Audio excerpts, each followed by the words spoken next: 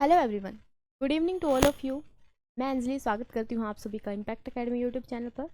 तो आज हम करने वाले हैं हमारी ग्रेविटेशनल फील्ड वाली जो ग्रेविटेशनल वाला चैप्टर हमारा चल रहा था उसकी क्लास नंबर 2। ठीक है, तो यहाँ पे हम डिस्कस करेंगे उसके जो है थ्योरी वाले क्वेश्चन, जो हमारे रेस्ट ऑफ द क्वेश्चंस बचे हुए थे उन्हीं को हम यहाँ पे डिस्कस करें। तो चलिए स्टार्ट करते हैं क्वेश्चंस को। फर्स्ट क्वेश्चन में क्या कहा गया है आपको, यानी कि 10 क्वेश्चन हम यहाँ पे डिस्कस कर चुके थे and that is our 11th question. If the mass of the earth is double, अगर मास को हम क्या कर दें, डबल कर दें, एम डैश 2m कर दें, इट्स रेडियस हाफ, और रेडियस को कितना कर दें, हाफ कर दें, then the value of g become, अगर अर्थ की रेडियस को हमने हाफ कर दिया और जो वैल्यू थी हमारी मास की उसको हमने क्या कर दिया, डबल कर दिया, तो यहाँ पे बताओ जो एक्सेलरेशन ड्यू टू ग्रेविटी है उसकी वैल्यू क्या होगी। हमें एक फॉर्मूला पता है, जी जो होता है जी वो होता है GM/r²। क्या होता है, GM/r²। ठीक है, यहाँ पे पहले एक बार जी पहले वाला निकालो एंड फिर दूसरे वाला निकालो, या फिर डायरेक्ट पुट कर देते हैं, G is equal to G M की जगह पे कितना 2m divided by r/2 and 2 का स्क्वायर। ठीक है, इसको जब हम सोल्व करते हैं तो कितना बनेगा, यहाँ से 2gm बाई r², और यहाँ से स्क्वायर करेंगे 4 and that 4 is multiply on the upper half. ठीक है, तो कितना आ जाएगा, ये 8 टाइम्स ऑफ GM/r², यानी कि जितना पहले था एक्सेलरेशन ड्यू टू ग्रेविटी उसका कितना हो गया, ये 8 गुना यहाँ पे हो गया। तो कौन सा ऑप्शन अपना करेक्ट जाएगा, दैट इज ऑप्शन बी आपका क्या रहेगा, करेक्ट ऑप्शन रहेगा। ठीक है, चलिए नेक्स्ट क्वेश्चन देखते हैं। चलिए आप ट्राई कीजिए इसको, क्या कह रहा है, a body weight at least at, इसका जो है मतलब बॉडी का जो है वेट वो लिस्ट होगा कहाँ पे, अगर हम पोल पे बैठे हैं तब हमारा लिस्ट होगा, या फिर अगर हम इक्वेटर पे हैं तब लिस्ट होगा। बताइए कहाँ पे जो है वैल्यू जो है वेट की, जी की जो वैल्यू है कम आएगी। देखो अगर हमने बात की थी कल वाली क्लास में, ये इन ऊपर वाली पोजीशन को हम क्या बोलते हैं, पोल्स बोला जाता है इसको, और ये जो दूर है इससे बोला जाता है इक्वेटर। क्या बोला जाता है, इसको इक्वेटर बोला जाता है। अगर हम वैल्यू जी की बताएं यहाँ पे, तो पोल पे क्या होगी वैल्यू, जी की ग्रेटर होगी, यहाँ पे जी की वैल्यू क्या होगी, कम होगी।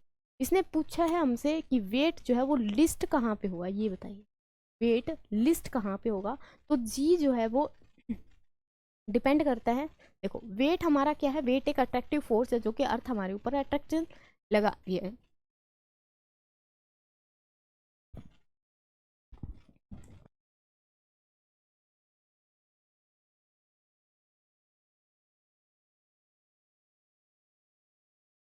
तो वेट क्या होता है हमारे पास, जो फोर्स लगा रही है अर्थ हमारे ऊपर, that is weight, W = mg। तो ये जी की वैल्यू पे डिपेंड करेगा, जी जहाँ पे कम होगा वहाँ पे वेट कम होगा। अगर थोड़ा सा डिफरेंस आता है बट इतना ज़्यादा नहीं कि 2 किलो आपका कम हो गया वहाँ पे, ऐसा कुछ नहीं। ठीक है ना, तो वेट क्या होगा, कम हो जाएगा कहाँ पे, इक्वेटर पे, क्योंकि यहाँ पे जी की वैल्यू क्या है, कम है as compare to the pole. तो कौन सा ऑप्शन अपना करेक्ट रहेगा, that is our option B will be the correct, B आपका क्या रहेगा यहाँ पे करेक्ट ऑप्शन रहेगा। ओके, चलिए नेक्स्ट क्वेश्चन 13।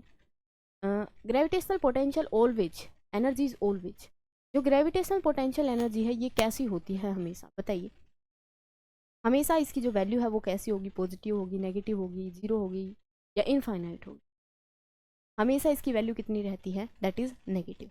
ये जो u होता है हमारे पास ये होता है -GM कैपिटल M/r।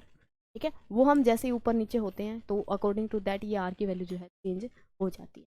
ठीक है, बॉडी के मास के ऊपर भी ये डिपेंड करती है। नेगेटिव साइन यहाँ पे क्या दर्शाता है कि अगर हम बॉडी को ऊपर लेके जा रहे हैं, अर्थ से कहाँ लेके जा रहे हैं, ऊपर की साइड लेके जा रहे हैं, तो इस पे जो फोर्स लग रही है इन दोनों के बीच में, वो कहाँ लग रही है, सेंटर की तरफ, यानी कि अट्रैक्टिव नेचर की फोर्स यहाँ पे दिखाएगी।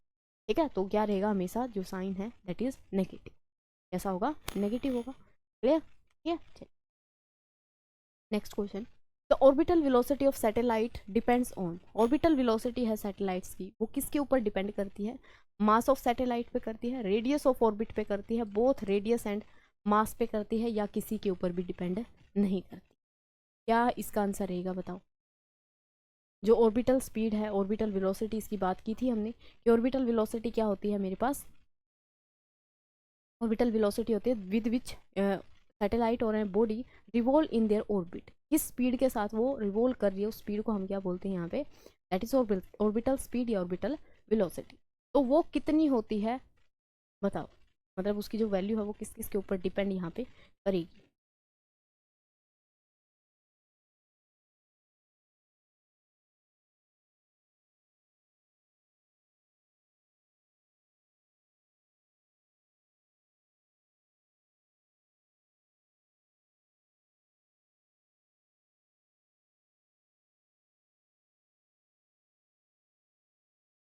बताइए क्या आएगा आंसर, किस किस के ऊपर डिपेंड करेगी ऑर्बिटल वेलोसिटी की वैल्यू। अगर हम ऑर्बिटल वेलोसिटी की बात करते हैं तो वी ऑर्बिटल होती है मेरे पास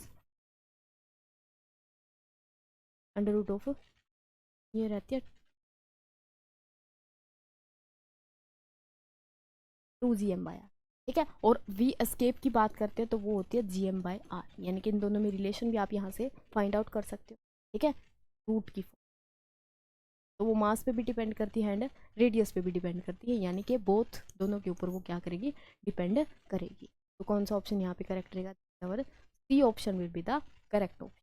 ओके, आज थोड़ी तबीयत जो है वो डाउन चल रही है तो मेंटेन करने, है ना। The stationery satellite revolve around the earth, एक स्टेशनरी सैटेलाइट है जो रिवॉल्व कर रही है अर्थ के अराउंड, वो है उसका जो टाइम पीरियड है वो कितना होगा।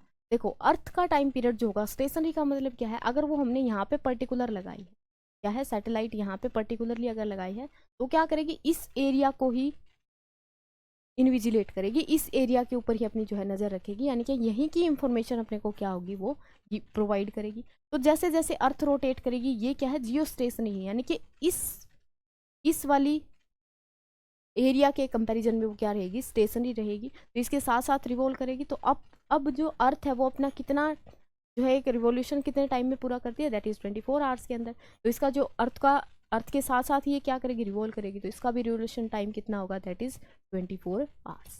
कितना होगा, 24 आवर्स ही हो। क्लियर। नेक्स्ट क्वेश्चन,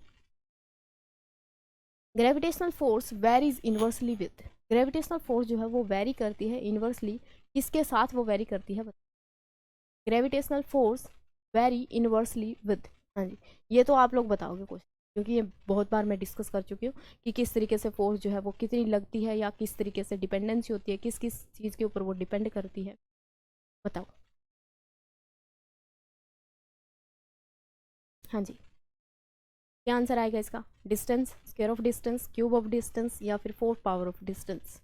अगर हम यहाँ पे फोर्स की बात करते हैं तो फोर्स क्या होती है मेरे पास, G m/m/r²,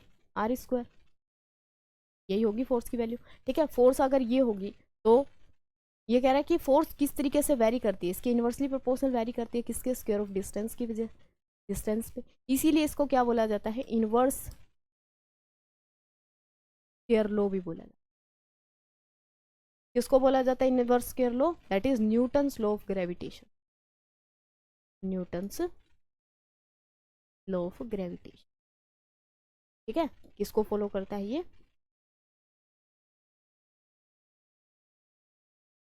किसको फॉलो करता है ये करता है इनवर्स स्क्वायर लॉ को, यानी कि इसकी जो डिपेंडेंसी रहेगी, जो फोर्स इसकी डिपेंड करेगी, वो इनवर्सली डिपेंड करेगी किसके ऊपर, दैट इज ऑन रेडियस, और we can say the distance between the bodies, ठीक है। Next question, the weight of a body is same everywhere, different at different places, independent of G और none. क्या आएगा answer, the wait जो है body का वो मतलब किस तरीके से वैरी करेगा, हर एक जगह पे सेम रहेगा, या फिर डिफरेंट होगा डिफरेंट प्लेसेस के लिए, या फिर उसकी वैल्यू जो है इंडिपेंडेंट होगी जी के, या फिर कुछ भी यहाँ पे नहीं होगा। कौन सा ऑप्शन यहाँ पे करेक्ट रहेगा, आप बताओ।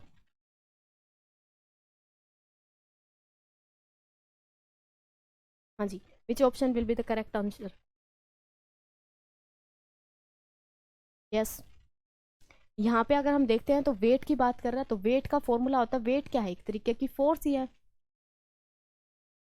क्या है, फोर्स है जो अपने ऊपर अर्थ लगा रही है। अगर हम अर्थ के रिस्पेक्ट में बात करते हैं तो डब्ल्यू जो होता है वो कितना होता है, mg के इक्वल। डब्ल्यू कितना होता है मेरे पास, mg, यानी कि जैसे जैसे g की वैल्यू वेरी करेगी वैसे वैसे वेट की वैल्यू क्या करेगी, वेरी यहाँ पे करेगी, ठीक है। तो इसका जो आंसर है कौन सा बनेगा यहाँ पे, बताओ।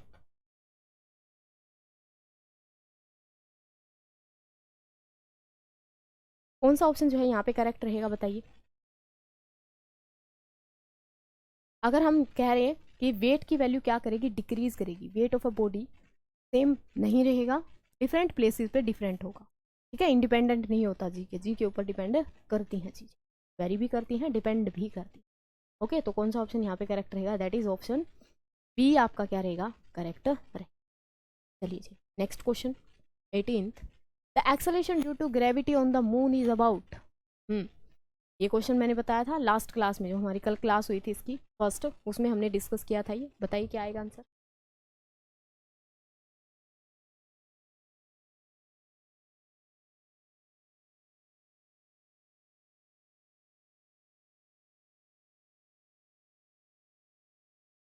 क्या बनेगा आंसर, बताओ। जो मून के ऊपर है एक्सेलरेशन ड्यू टू ग्रेविटी की वैल्यू कितनी रहेगी जी, अगर हम बात करते हैं किसकी, मून की, मून पे अर्थ की वैल्यू जो है उसकी कितनी हो जाती है, 1/6 हो जाती है। क्यों, क्योंकि अगर जी की वैल्यू देखें डिपेंड करती है ये रेडियस एंड मास के ऊपर, तो अर्थ के कंपैरिजन में वो क्या है, बहुत कम है। अब यहाँ पे मैं क्वेश्चन पूछती हूँ आपसे कि इफ ए पर्सन या पर्सन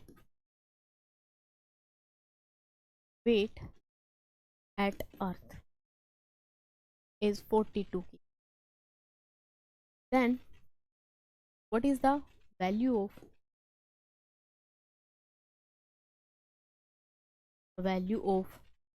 weight at moon। अगर हमारे पास उस पे अर्थ पे उसका जो वेट है वो कितना है, 42 kg है, 42 किलोग्राम है, तो मून पे बताओ उसका जो वेट है वो कितना होगा, कैलकुलेट करके बताइए मुझे। हाँ जी, कैलकुलेट करके बताइए फटाफट।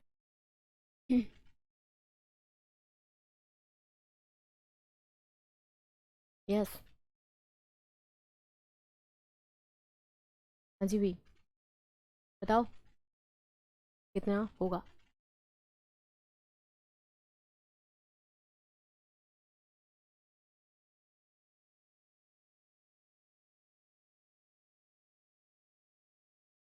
नहीं आ रहा, कितना होगा। सिमिलरली हम सिंपली क्या कर देंगे, इसको 42 को हम 6 से डिवाइड कर देंगे, क्योंकि हमने अभी तो बोला कि 1/6 टाइम होगा, 1/6 टाइम होगा, तो कितना होगा मून पे अगर उसी का वेट देखेंगे, दैट इज 7 kg। कितना रहेगा, दैट इज 7 kg। तो अपना क्या होगा, ऑप्शन ए आपका क्या रहेगा यहाँ पे, करेक्ट ऑप्शन रहेगा। ऑप्शन ए आपका क्या रहेगा, करेक्ट रहेगा। क्लियर है सभी को, ठीक है। चलिए next question, read the question. क्या कह रहा है, वैल्यू ऑफ जी चेंज करती है एल्टीट्यूड के साथ, चेंज करती है लैटिट्यूड के साथ, सेम रहती है या जीरो हो जाती है पोल्स के ऊपर। कौन सा ऑप्शन करेक्ट रहेगा यहाँ पे, बताओ फटाफट से, कौन सा ऑप्शन करेक्ट रहेगा यहाँ पे। जी की जो वैल्यू है वो हमने पढ़ी थी कि जो जी है वो कितना होता है, वो होता है 6.67। कितना होगा, 6.67 इंटू 10⁻⁻11 न्यूटन मीटर स्क्वायर पर किलोग्राम। यही पढ़ी थी हमने वैल्यू, और हमने इसको बोला था this is our universal universal gravitational constant.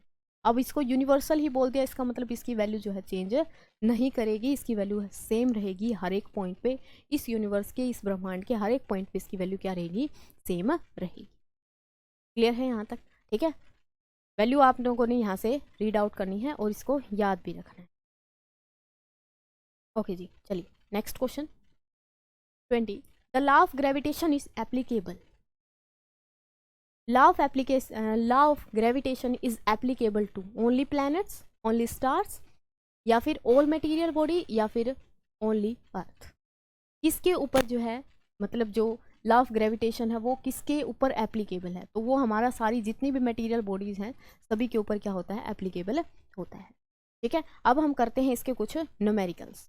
क्या करेंगे, कुछ न्यूमेरिकल्स यहाँ पे करेंगे। तो यहाँ पे अपना नोटबुक और पेन जो है निकाल के रखें।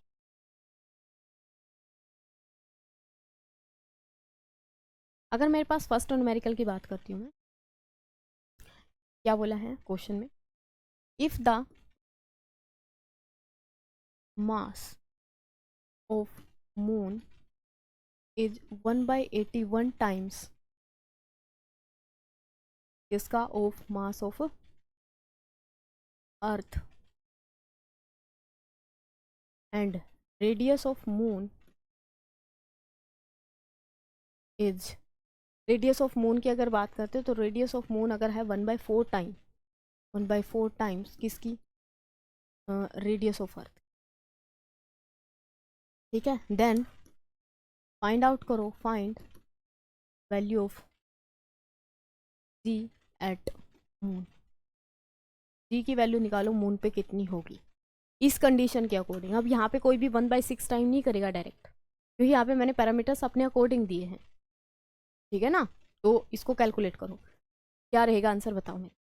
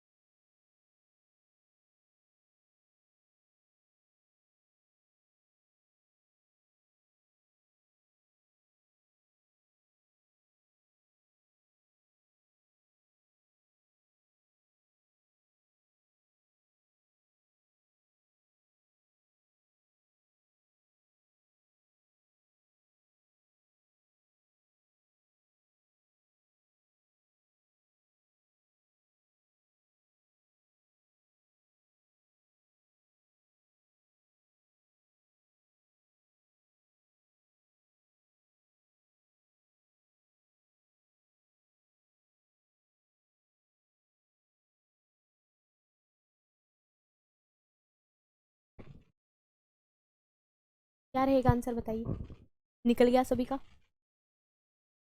देखिए हमने क्या बोला है यहाँ से कि अगर हम बात करते हैं मास की, mass of moon, M M लिख दे इसको, ठीक है। तो मून का मास क्या होगा,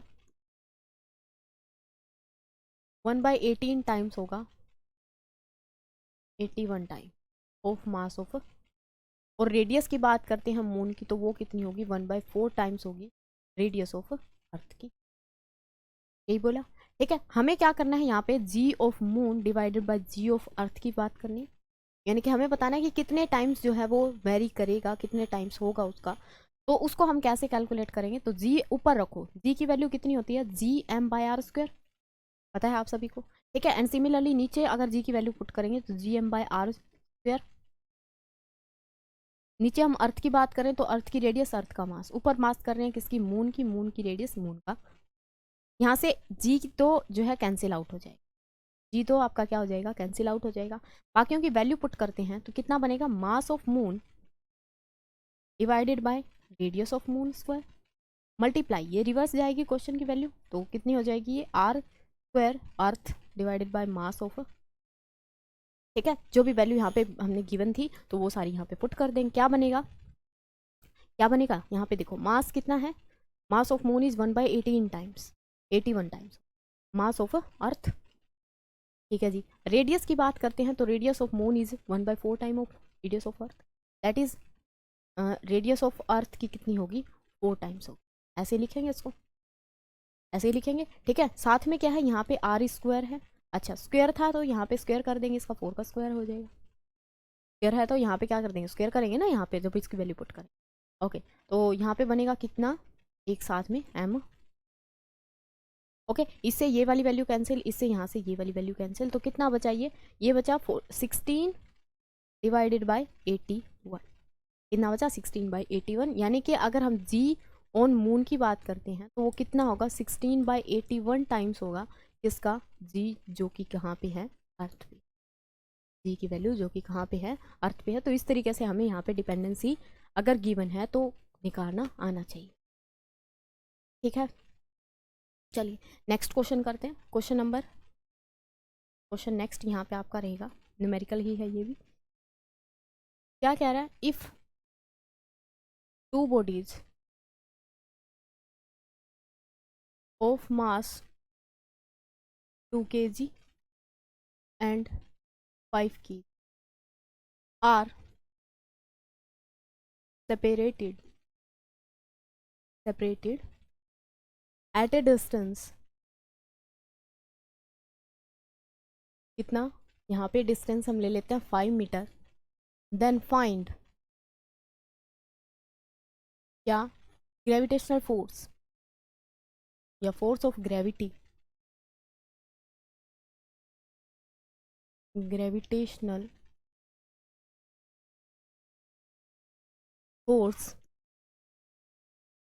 बिटवीन देम। क्या करना है दोनों के बीच में, हमने यहाँ पे फोर्स बतानी है कि कितनी फोर्स ऑफ ग्रेविटी या जो है फोर्स ऑफ ग्रेविटेशन उनके बीच में एक्ट करेगी। हमें न्यूटन्स लॉ के अकॉर्डिंग फॉर्मूला पता है कि कितनी फोर्स जो है लगेगी। सभी की वैल्यू पुट करके मेरे को फटाफट से बताओ कि इस ऑर्डर की आपकी जो है फोर्स यहाँ पे आ रही है। बताइए किस ऑर्डर की फोर्स जो है यहाँ पे आ रही है आपकी, बताइए भी फटाफट से। हाँ जी, कैलकुलेट करो इसको सभी।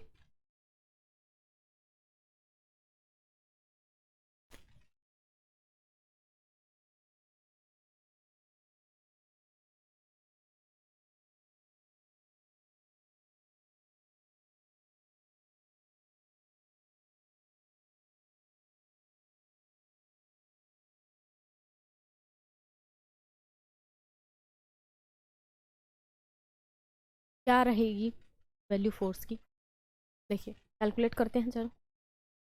आई थिंक आप लोगों ने भी यहाँ पे कर लिया होगा इसको सोल्व।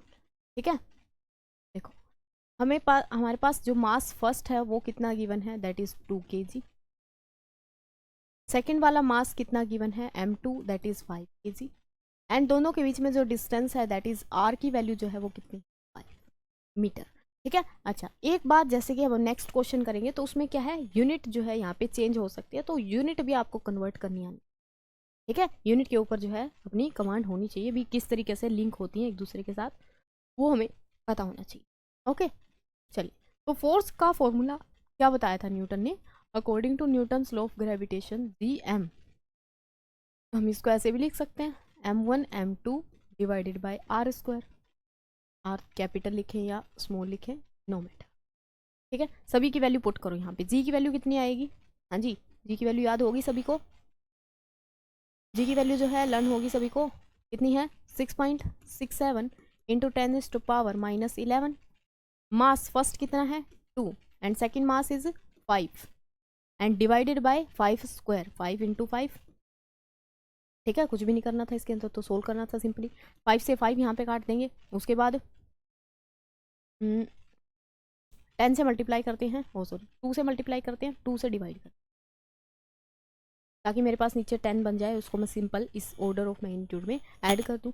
तो कितना बनेगा यहाँ पे, 2 2 जा 4, 4 की मल्टीप्लाई इसके साथ करो, 8 2 7 42, 42 एंड 2 कितना बनेगा 44, that is 4 point 4 multiply 24, 24 and कितना था 4, 24 एंड 4 कितना हो जाएगा 28। ठीक है, इन सभी का हिसाब हो गया। इनटू में कितना बनेगा 10⁻⁻11 है, कितनी है -11, नीचे से एक 10 की पावर एक और आएगी, एक और आएगी तो यहाँ पे पावर कितनी हो जाएगी, दैट इज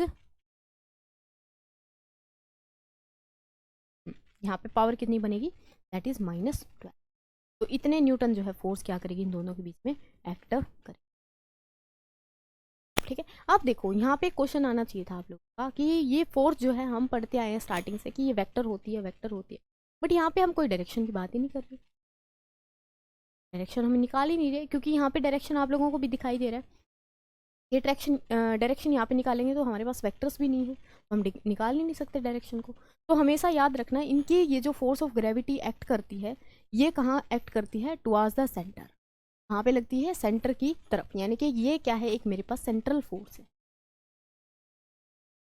क्या है ये, एक सेंट्रल फोर्स है। क्लियर है इतनी बात, ठीक है। चलिए नेक्स्ट जो है अब क्वेश्चन डिस्कस करते हैं। नेक्स्ट क्वेश्चन क्या है आपका, क्वेश्चन है find out the distance between earth and moon if the mass of earth, direct लिख देते हैं उसको, मास ऑफ अर्थ इज, यहाँ पे ले लेते हैं ऑर्डर ऑफ मैग्नीट्यूड की फॉर्म में लेंगे only 25 kg, and mass of moon, moon is 10⁻, यहाँ पे हो जाएगा 15 kg। ठीक है, okay, and they attract each other by 10 Newton. कितनी फोर्स लग रही है उनके बीच में, 10 न्यूटन फोर्स अगर लग रही है तो according to the given data find out the distance between the earth and moon. दोनों के बीच में यहाँ पे डिस्टेंस जो है फाइंड आउट करो। सोल्व करो पहले क्वेश्चन को, सोल्व करिए सभी।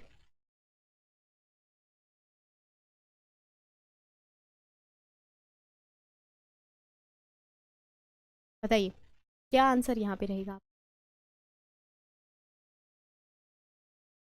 इन क्वेश्चन को जितना ज़्यादा प्रैक्टिस करोगे, मतलब ये तो जैसे बहुत इजी वाले हैं, आप गए जैसे थे चैप्टर 3 के क्वेश्चन है, यूनिट वो जहाँ पे हम पढ़ते हैं फोर्स फ्रिक्शन वो वाले चैप्टर।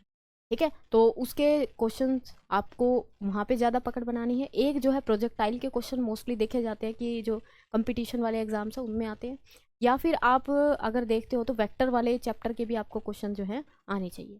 ठीक है, वर्क एनर्जी पावर के भी हम यहाँ पे कर चुके हैं। अब हम जो नेक्स्ट है हम ग्रेविटेशन को ही कंटिन्यू करेंगे, जैसे कि आप लोगों को मैंने पहले भी बताया था। पहले हम 11th को कंप्लीट करेंगे and then we will start our 12th class chapter.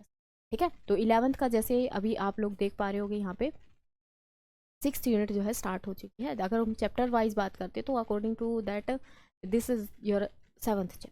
ठीक है, 7th और 8th chapter according to NCERT. ठीक है ना, यूनिट वाइज अगर देखें तो ये 6th यूनिट आपकी रहेगी। ठीक है, तो यहाँ पे हमारा जो है ओल्ड सिलेबस भी चल रहा है, जो कट आउट सिलेबस है, मतलब एक तरीके से जो पहले आता था बट अब नहीं आता, उसके भी न्यूमेरिकल हम प्रैक्टिस कर रहे हैं क्योंकि वो सिर्फ आपका सिलेबस में से कटा है। ठीक है ना, जो कंपटीशन वाले एग्जाम हो उसमें अभी भी वो चीज़ें देखी जाती है, जैसे कि एरर वाला जो टॉपिक है आपका वो कटा हुआ है अभी, है ना।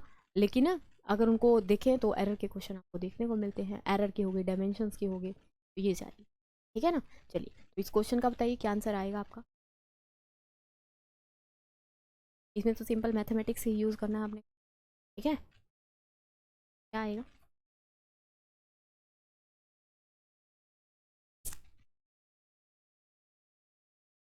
हाँ जी, देखो सोल्व करते हैं इसको।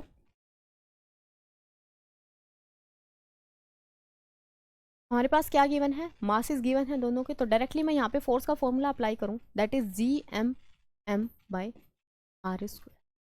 ठीक है, हमें आर निकालना है, तो आर के निकालने के लिए हम r² को इधर रखें और ये हमारी सारी वैल्यूज़ को यहाँ पे पुट कर दें, ना आ जाएगी ये एफ आ जाएगी। ठीक है, देखिए अब सारी वैल्यूज़ को यहाँ पे पुट करते हैं, तो सारी मेरे पास SI में है, SI में है, ये भी SI में है। ठीक है, जी की वैल्यू हमें पता ही है SI में कितनी होती है, सो सारी वैल्यूज़ को यहाँ पे पुट करो। जी की वैल्यू होगी 6.67 into 10⁻11 multiply by mass of first रख देते हैं 10⁻25, mass of second that is 10⁻15 divided by force. Force कितनी लग रही है 10 न्यूटन, कितनी लग रही है यहाँ पे 10। ठीक है, तो यहाँ पे अगर हम सोल्व करते हैं तो कितना बचेगा, 6.67 एज इट इज़ पड़ा रहने दो। ये हो गया मेरे पास कितना 30 40, और 40 में से यहाँ से 11 को छोड़ो, यहाँ से 12 पास करेंगे क्योंकि ये इसके साथ जाएगा तो मर्ज हो सके, यहाँ पे बन जाएगा 12। कितना बना 40 में से अगर 12 माइनस करते हैं तो कितना बचेगा 28, दैट इज मल्टीप्लाई बाई -20 +20 ना आ जाएगा +20। ठीक है, रेडियस सॉरी यहाँ पे रेडियस या डिस्टेंस हम निकाल रहे हैं तो किस में बनेगा, ये मीटर में बनेगा। अब हमें रेडियस निकालनी है तो मीटर का क्या कर देंगे, आगे लगाएंगे।